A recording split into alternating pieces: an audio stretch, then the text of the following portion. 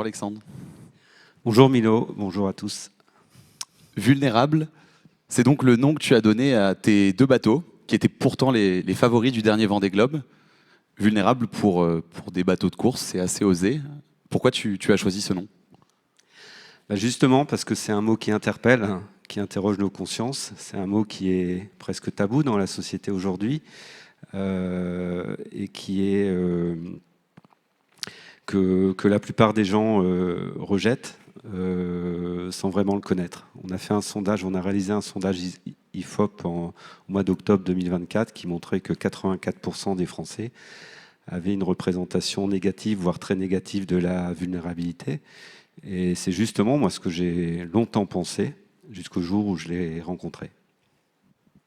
Et justement, est-ce que tu peux nous parler de cette rencontre? Alors paradoxalement, ça fait 30 ans que j'opère enfin que la vulnérabilité c'est mon métier, puisque ça fait 30 ans que je protège avec mon entreprise Advance des entreprises, enfin des environnements vulnérables. Mais c'est en rencontrant ma propre vulnérabilité que j'ai appris vraiment à la découvrir et à découvrir tout son potentiel et appris à l'aimer. En fait, elle est venue me visiter une première fois, c'était en fin 2018. Elle avait pris la forme d'un petit nuage blanc là, qui a traversé mon champ de vision. Petit nuage blanc qui est venu se répéter avec une fréquence toujours plus courte. Verdict, une tumeur à l'œil. À l'époque, je l'avais combattu évidemment, et puis je l'avais même balayé, voilà, irradié la tumeur. Et donc, j'étais reparti comme en 40, j'avais remis ma cape d'entrepreneur, fort d'une victoire de plus, fort d'une étoile de plus à mon palmarès de la résilience. Et puis, à l'automne 2022, elle est venue me revoir une deuxième fois, et cette fois pour de bon. Elle a pris la forme de métastase au foie. Et là, c'est la forme grave de la maladie. C'est une maladie qui est incurable et au diagnostic pas bon du tout. Et comment tu as réagi cette fois-là? Lorsque le professeur qui me suivait à l'Institut Curie m'a appelé pour m'annoncer la nouvelle et pour m'indiquer qu'il fallait garder espoir et que la recherche faisait des progrès tous les jours, j'ai compris que j'étais condamné. Alors, je ne sais pas si vous voyez le film d'Amélie Poulain, le moment où, l'instant où elle passe à l'état liquide, elle se liquéfie. C'est exactement ce que j'ai ressenti. Voilà, une grosse déflagration. Et puis après, on passe par différentes phases émotionnelles. Et puis très vite, l'ADN de la résilience, elle revient. On renfile son costume de gladiateur et on repart au combat. Je me souviens très bien qu'à l'époque, j'avais l'image du film Highlander en tête. Entre le cancer et moi, il ne devait en rester qu'un. There must be only one, comme disait Queen. Et donc voilà. Mais bon, quelques mois passent et puis progressivement, je prends conscience que le combat il est vain, que le combat il est perdu d'avance. Cette maladie, j'en guérirai pas. Les traitements sont à vie et je retrouverai jamais mon intégrité physique, je retrouverai jamais ma vie d'avant. Et donc là, je suis entré dans une phase de dépression, mais qui s'est interrompue très vite. Au bout de 2 semaines à peu près, il y a quelque chose qui a lâché en moi, comme une résistance qui lâche, qui claque, comme quelque chose qui se libère. Et là, j'ai arrêté de lutter en fait. J'ai accepté ma vulnérabilité et en fait, j'ai accepté la maladie et c'est à ce moment-là en fait que j'ai consenti à ma vulnérabilité, que j'ai déposé les armes et que je me suis mis à nu. Tu as justement dit accepter la maladie, ça ne m'a pas guéri, ça m'a transformé. Est-ce que tu pourrais nous donner des exemples de ce que cette expérience t'a apprise? Alors, au début de mon cheminement, il y a un médecin indien qui me suivait, qui m'a dit « Alexandre, tu vas découvrir, la maladie est une renaissance ». Et c'est vrai. Certes, j'ai perdu physiquement, je suis diminué physiquement, mais en fait, mon esprit c'est fortement éclairé et j'ai fortement éveillé donc mon esprit, ma conscience sur tellement de choses qu'au global, je suis gagnant en fait dans l'histoire et en tant que personne, ça m'a grandi, ça m'a élevé. En fait, ça a ouvert de nouvelles dimensions en moi en fait qui étaient complètement insoupçonnées, que j'ignorais. Ça m'a fait découvrir aussi de nouveaux univers.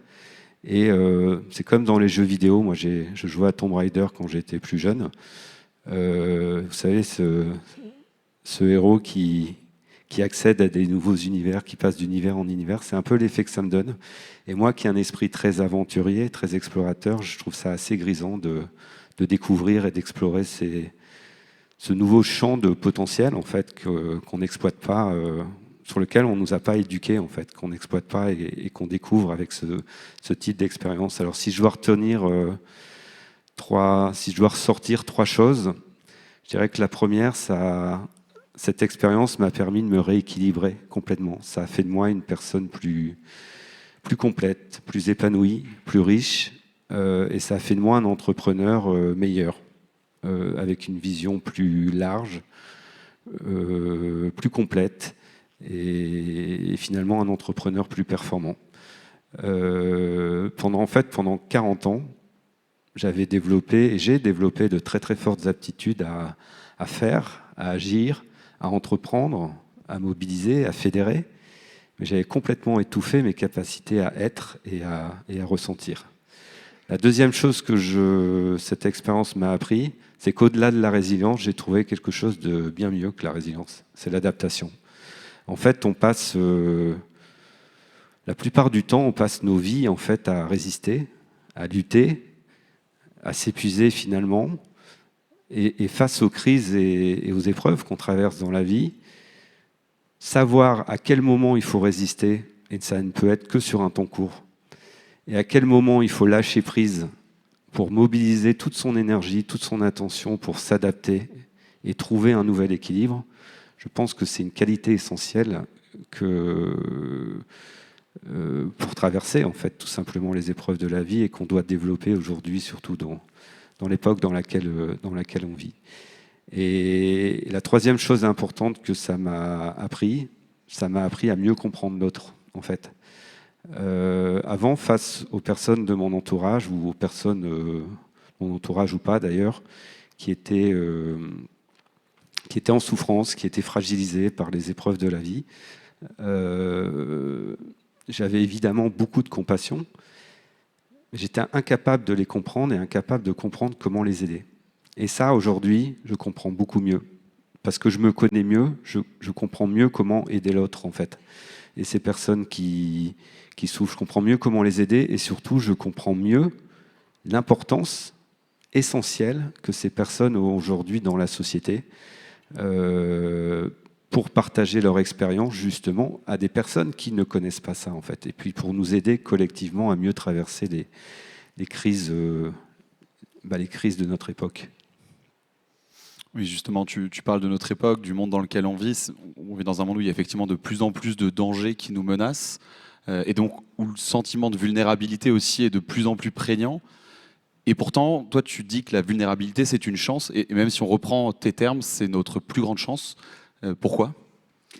Oui, je le pense, mais tout simplement parce que la vulnérabilité nous concerne tous. Elle nous unit tous et elle nous relie tous. En fait, chaque être humain, chaque être et organisme vivant sur cette terre, on est tous vulnérables. Et en fait, et la vulnérabilité, c'est une force qui est hyper puissante, qui peut tout aussi bien nous tirer vers le bas ou nous tirer vers le haut. C'est-à-dire que le même événement peut donner lieu à deux réalités complètement différentes. Si on la rejette, la vulnérabilité va nous entraîner vers le fond. Elle va nous entraîner vers des chemins très sombres, qui sont synonymes de peur, de souffrance, d'isolement, de repli sur soi.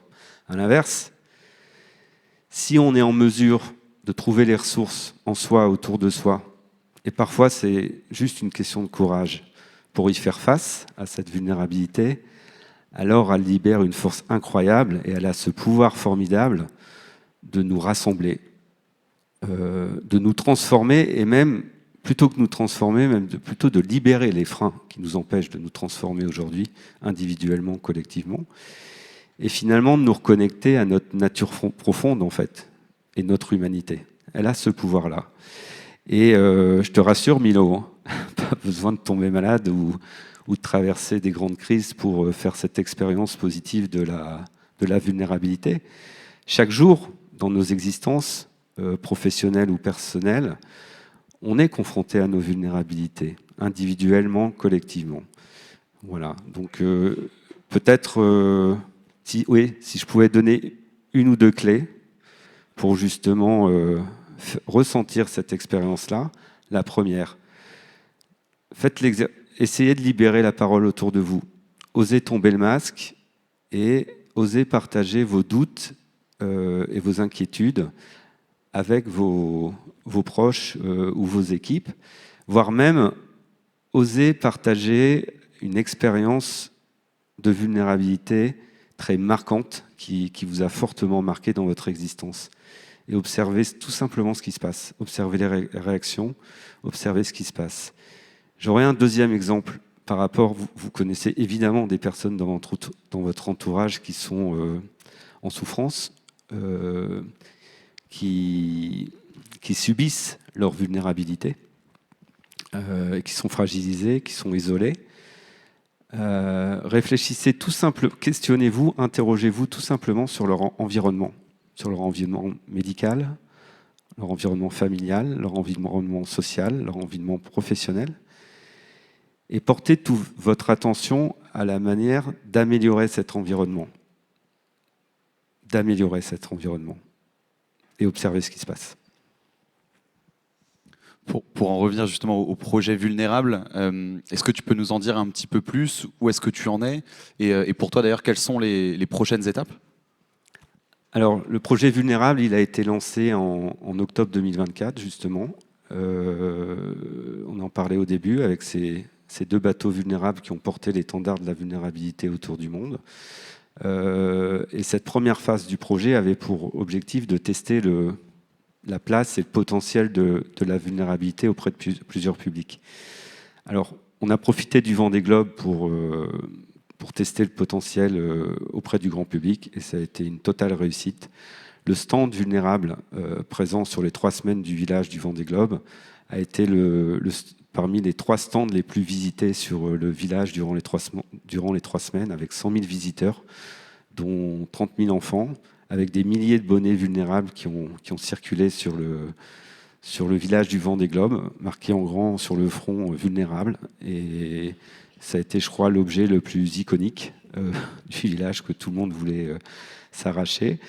Et puis en septembre dernier, on a lancé une grande campagne auprès des entreprises, qui adressait les entreprises et plus particulièrement les dirigeants, qui a pris la forme d'une tribune, qui a pris la forme d'une exposition photo où 18 dirigeants se sont prêtés au jeu du portrait et du récit autour de leur expérience de la vulnérabilité, et qui a pris également la forme d'un guide pratique qui référence les meilleures pratiques pour libérer le potentiel de la vulnérabilité en entreprise.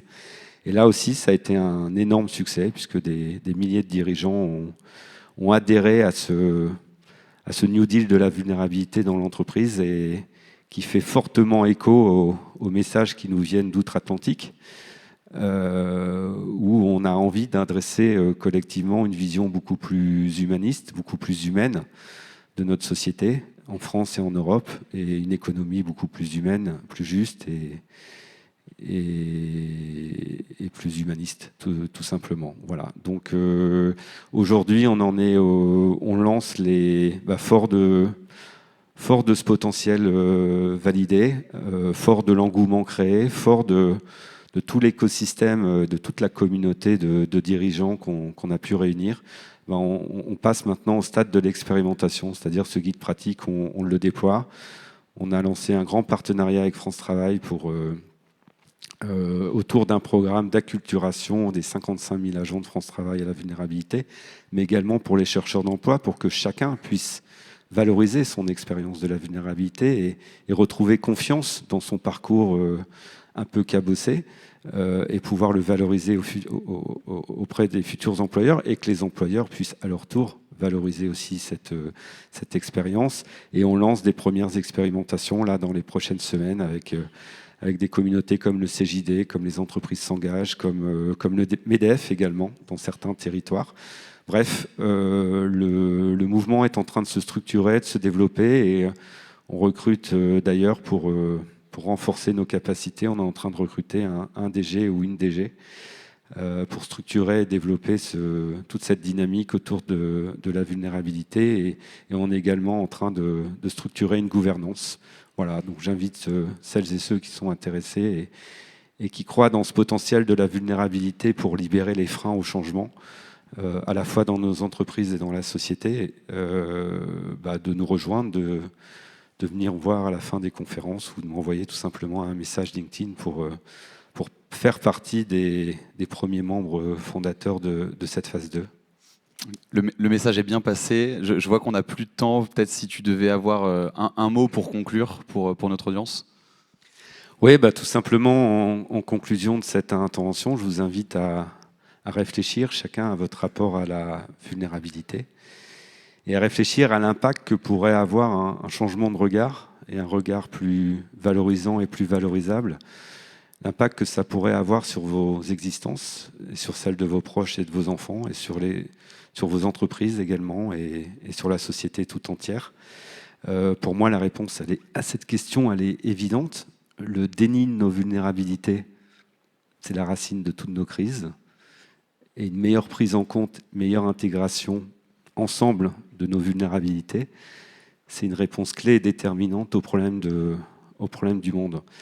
Alors, un tout dernier mot pour terminer. Si je reviens à ta première question et sur ce mot vulnérable, pourquoi j'ai choisi d'appeler mes 2 bateaux favoris du dernier Vendée Globe vulnérables, parce que pour moi, vulnérable, c'est plus qu'un mot. Pour moi, vulnérable, c'est un nom. Et pour moi, vulnérable, c'est le nom d'une révolution, d'une vraie révolution. Merci. Merci Alexandre.